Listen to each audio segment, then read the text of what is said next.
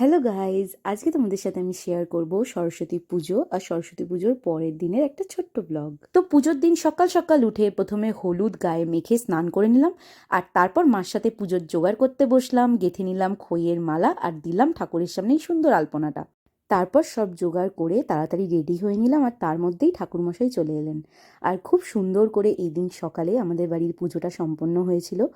এই ঠাকুরমশাই আমাদের বাড়িতে প্রথমবার পুজো করলেন, কিন্তু খুব ভালো পুজো করেছিলেন। তারপর পুজো শেষের পরে ঠাকুরের কটা ভিডিও আর ফটো নিয়ে নিলাম আর বসলাম প্রসাদ খেতে। আর এত তাড়াহুড়োর মাঝে কিছুই রেডি হতে পারিনি, তো শুধু একটা নতুন ড্রেস পরে এই ছিল আমার সকালবেলার লুক। তারপর সবাই প্রসাদ খেলাম আর অনেক গল্প আর আড্ডা হলো।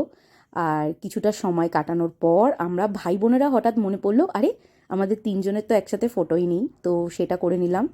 তারপর দুপুরবেলা মা বানিয়েছিল খিচুড়ি, একটা পাঁচমিশালি তরকারি আর গরম গরম বেগুনি, আর ছিল টমেটো দিয়ে কুলের চাটনি, যেটা তো একদম মাস্ট। সারা দিন ধরে ভাবার পরও ডিসাইড করতে পারলাম না যে কোথায় যাওয়া যায়, তাই আগে রেডি হয়ে ছাদে কয়েকটা ভিডিও বানিয়ে নিলাম। আর এই হচ্ছে সন্ধেবেলা আমাদের বাড়ির ঠাকুরের সুন্দর মুখটা। তারপর মার অনেক বকাটকা খেয়ে যে বেরো অ্যাটলিস্ট বাড়ি থেকে, আমি আর ভাই মিলে বেরোলাম, পাড়ার ঠাকুরটা দেখলাম, তারপর আশেপাশে আরও একটা দুটো ঠাকুর দেখলাম। এই প্যান্ডেলটায় পৌঁছে গিয়ে দেখি ভোগ বিতরণ হচ্ছে, আর ক্লাবের মেম্বাররা সবাইকে খুব যত্ন সহকারে ভোগ বিতরণ করছিলেন। তো আমি আর ভাই ভোগ নিলাম, আর ওখানে বসে আর কি গল্প করতে করতে অনেকটা সময় কাটিয়েছিলাম।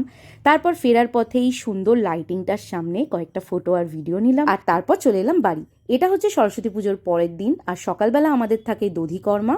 আর এই যে দোয়াতটা ঠাকুরের কাছে দেওয়া হয়, সেটা থেকে লিখতে হয় শ্রী শ্রী সরস্বতী মাতা নমো নমো। তো আমি, ভাই আর আমার খুড়তুতো বোন প্রথমেই বসে পড়লাম এটা লিখতে, আর লেখা শেষে এটা মায়ের সামনে দিয়ে আমি দধিকর্মাটা মেখে নিলাম। আর তারপর সেটা আমরা প্রসাদ রূপে গ্রহণ করলাম। তো এই ছিল একটা সরস্বতী পুজোর ছোট্ট ব্লগ। তোমাদের কেমন লাগলো অবশ্যই জানিও।